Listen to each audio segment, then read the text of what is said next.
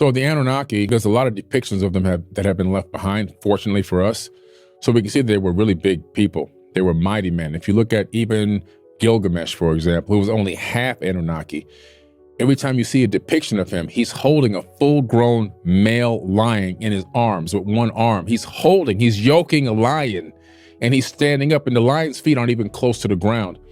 He was known as a big, big man. They called him a hero of old. They called him a savant. Some of these beings, according to the estimates, could have been as much as 15, 20 feet tall. Real big people, massive people.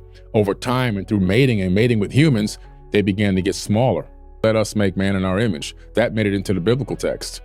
It originates in the tablets. So they're making us in their image. They've cultivated us to look like them. Now, not that we actually are a replica of them, but the similarities are striking. In other words, you can always tell the slight difference. Even in biblical texts, they have the Anak, that's the Anunnaki.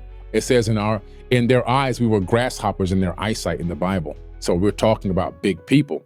They say, like, for example, at the Sodom and Gomorrah, when one of these Anunnaki angels was walking into the camp to warn them, some of y'all got to get out of here because there's a nuclear weapon about to strike. It's pretty much what's going to happen. Anunnaki is a bucket term from the beings that came from Mars down to Earth around. Not just Mars, anywhere in the solar system, anywhere in space. Mm-hmm.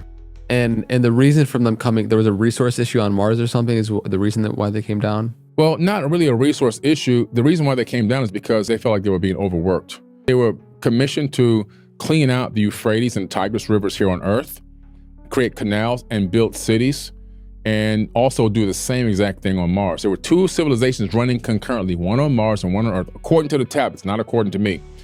On the Mars planet, which was a habitable moon that used to orbit this other planet, that's a whole nother story, conditions were rough and tough, and they felt like they were being enslaved versus being just volunteers.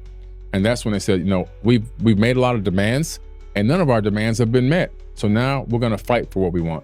How are you personally discerning what you decide when looking at these ancient texts, which ones you take literally versus metaphorically? It's tough in some ways, like the Enuma Elish, for example.